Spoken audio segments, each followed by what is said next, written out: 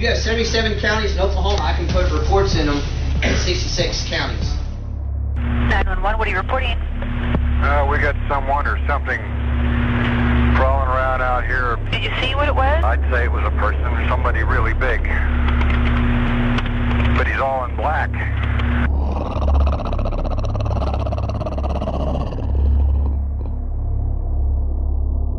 Welcome back to Squatch Ranger Files, Episode 6. In the last episode, I briefly introduced the Nativeokbo Bigfoot Research Organization. I am a member of this organization, and I'd like to invite anyone who has had many encounters in your community, in your area of the state. Please contact our organization. Go ahead and go to our Facebook page and give us a like. You can contact us through Facebook. You can also contact us through email. That email is nativeokbo@gmail.com. We will gladly come to your community to investigate any recent Bigfoot activity. We also give Bigfoot town hall meetings to help educate your community about the subject of Bigfoot. So, it's now time to get on with the show.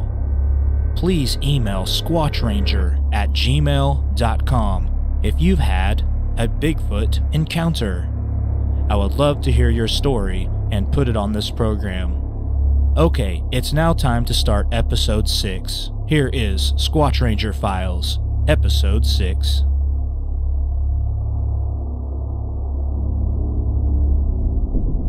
Number 1.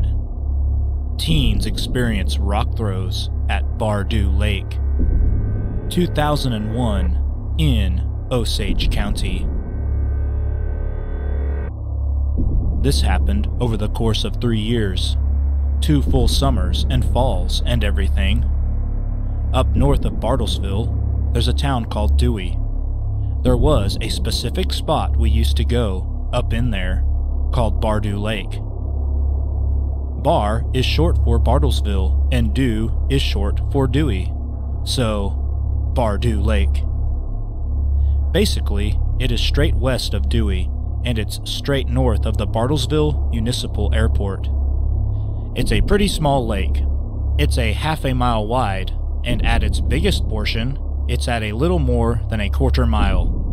So half a mile by a quarter mile. It's not tiny, but not too big either. Basically, what we would do is we would go up to the lake, and back then, this would have been anywhere from 1999 to 2004. We were going up there for a stretch of about 4 years. The incidents that happened to us probably occurred in 2001. Probably the summer of '01, if I could narrow this down. And that's when we were going up there to look for Sasquatch footprints. We brought some ceramic plaster of Paris, because we were actually going to do a foot casting if we found one. We never really found one, but we didn't really look that hard, because strangely enough, every time we would go, we would be out there for a little while, and it would get dark on us, while we were hiking midway through the hike. We knew exactly where we wanted to go. The lake itself is really cool. We had a specific spot that we would go to out on the lake. Back then, it was public property, and you could access it, but someone has purchased it, and it's private property now. So, you can't go out there anymore. At the time, you only had one option. You'd come in, you would turn left, and once you saw the water, you could either turn right into a little parking lot, or you could turn left to drive across the dam. And then you could drive down, and there would be like 4 or 5 parking spots. And then you could walk to the spillway, and walk over the spillway, and then hike to the west all around the lake. When we would get to the westernmost point of the lake, we would go towards the highest point in the area, which was a big hill. What's interesting about this hill is that there is an outcropping of rocks that lines the top of this hill, and it's almost a perfect rectangle, which is really strange, and the rocks that are up there are giant slabs of natural limestone. Just natural outcroppings. And it is a steep, steep hill. And we would hike that thing, and once we were at the top, we would actually camp out up there.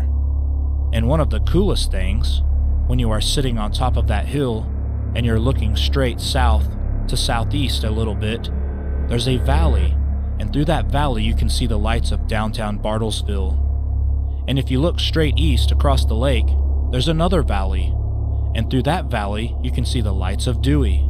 But as we would be walking around the south side of the lake, towards our little mountain, or hill, we'd get up on this little area. You see the dam on the east side. You go down around the bottom bend to the south side, and there's a little cove. And in that little cove right there, you could either cut through the woods, or you could follow the bank of the lake.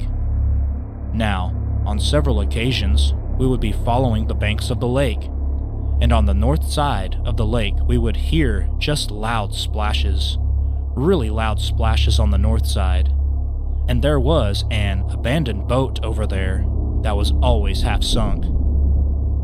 And we would always talk about pulling it out of the water and redoing it, but we never did.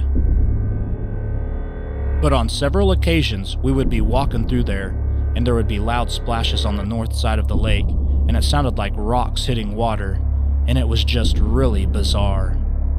And on other occasions, we would just cut through the woods, and with a compass, we would head straight west, cause we knew that was where our little hill was to get up on top of.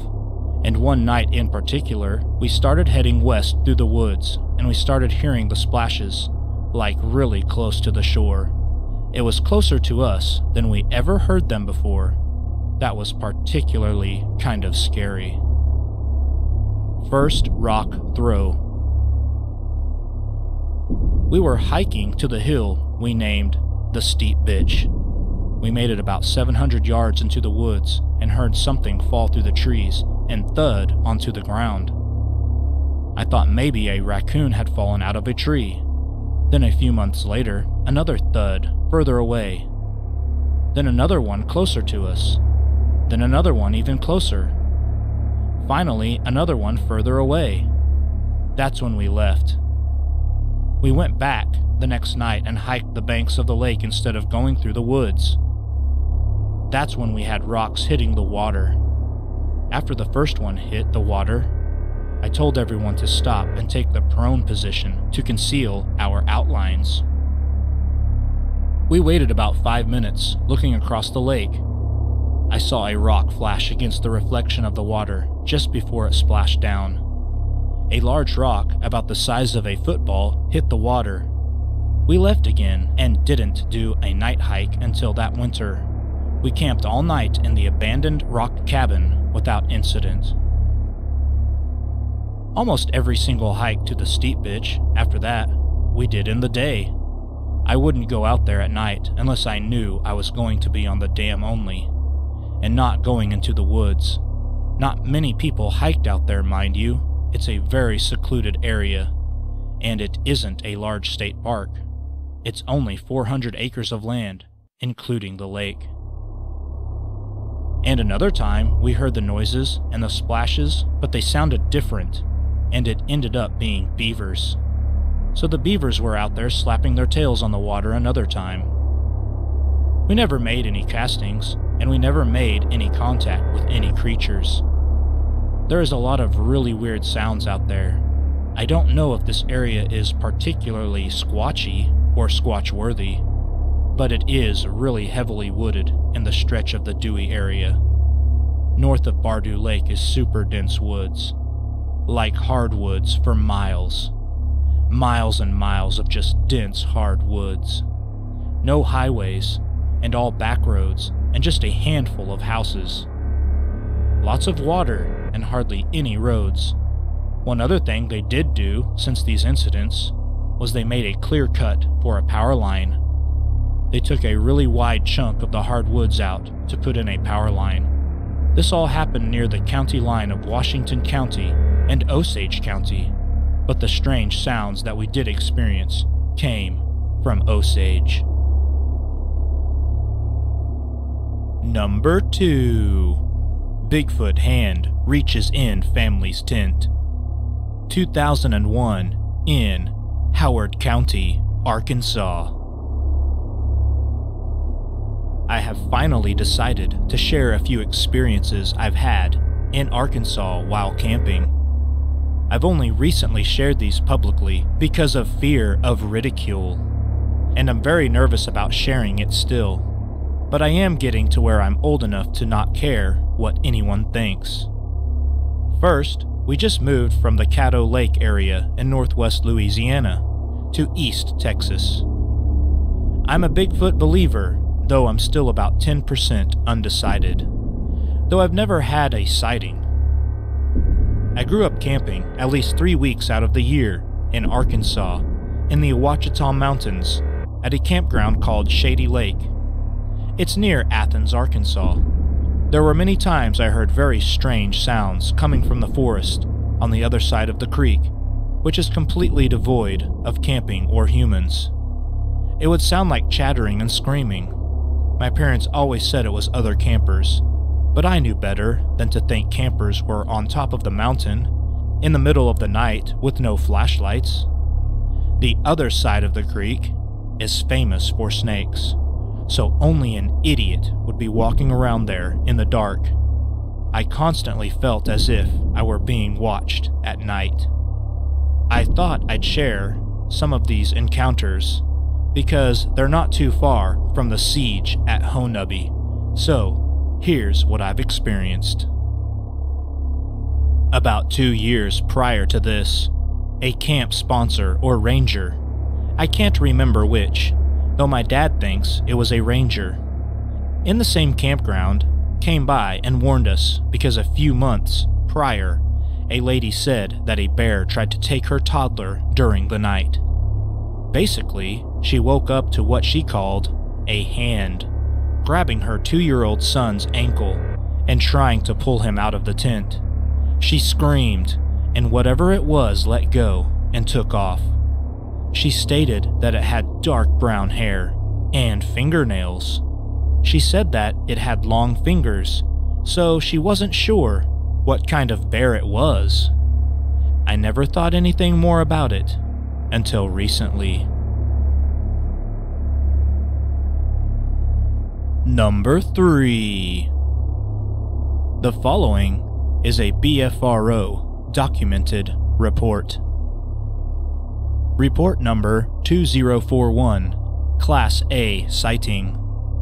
August 1st, 1990, Oklahoma, Cherokee County, near Eldon.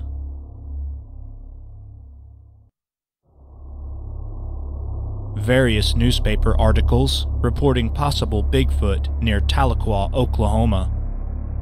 First report was on August 1st, 1990, at a mobile home near Eldon, Oklahoma, which is east of Tahlequah at the junction of Highway 62 and 51. Woman living in the mobile home reported to Cherokee County Sheriff's Department that she heard noises and noticed a bad smell. She then observed a creature approximately 10 feet tall and about 400 pounds. Deputy Joe Weevil investigated the reports and found impressions big enough to place both his feet in. 2 days later, an 8-year-old girl and her mother described a similar creature going through a trash pile near their house. Their dog chased it, but returned with its tail between its legs. The creature was described as 8 feet tall with dark brown frizzy hair, and similar to a bear, except that it was described as walking upright. Oklahoma Wildlife Department District Chief Joe Adair said he had received several calls regarding the animal and believed it to be a bear. He said he had nothing to base that on, and that it was unusual for a bear to walk on its hind legs for very long. Similar reports came from this area in the early 70s. Noises and bad odor before the sighting was also noticed. Creature was observed digging through the trash pile. Several reports have come near this area since the early 70s. Also possible reports near Peggs, Oklahoma, northwest of Tahlequah. Follow-up investigation report by a BFRO investigator. Multiple witnesses observed smelly, hairy animal, 8 to 10 feet tall, walking at 2 locations near Eldon, Oklahoma. Reports investigated by local law enforcement and wildlife officials.